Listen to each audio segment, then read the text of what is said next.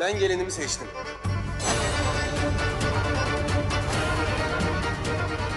Rızanızı almaya geldik. Evleniyoruz. Dağların dumanı hiç geçit vermez. Abla, Dalgalar ağlar, seçtiğin geline bak. vermez. Çocuklu Dulgar'ı alıp başımızı yere mi eğeceksin? Sağ ol. Rızamıza haber veririm. Ben verdim gitti. Deniz nefes olur. Haydi oylama yapalım. Yangazdan el kaldırın. Yenge demişim ben bir kere. Kız bizim kızımızdır. Acıma artık. Acıma.